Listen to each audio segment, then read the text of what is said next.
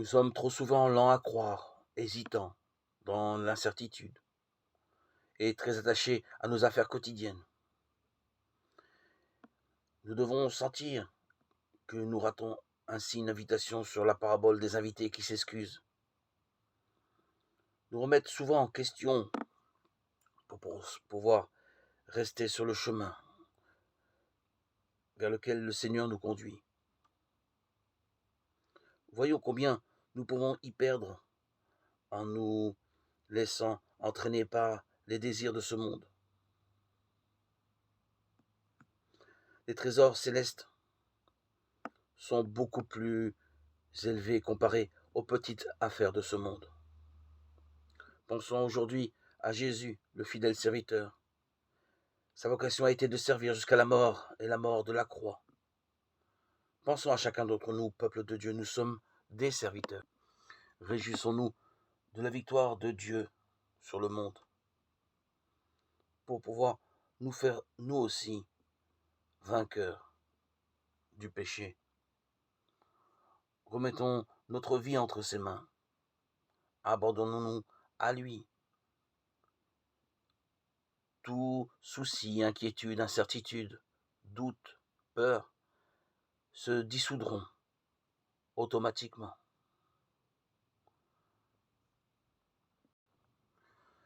Lui seul prend pitié nos égarements. Lui seul, le roi éternel de gloire, peut nous aider. Nous ne désespérons plus jamais, car en lui est notre secours. Notre espérance n'est pas vaine.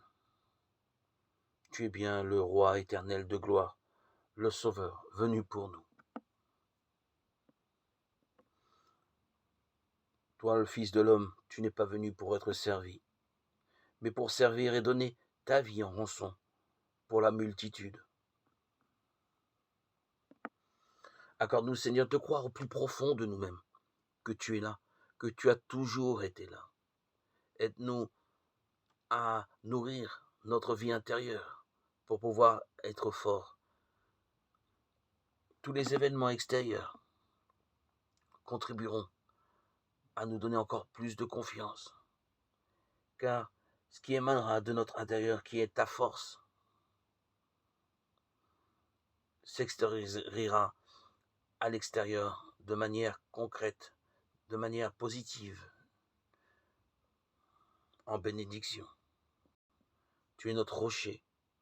En toi, nous mettons toute notre confiance. Et tout autour de nous s'harmonise par cette foi profonde qui nous anime et qui nous nourrit. Que le désespoir n'existe pas. Lorsque nous sommes unis à toi, nous sommes forts et confiants, pleins d'espérance, d'énergie et de volonté.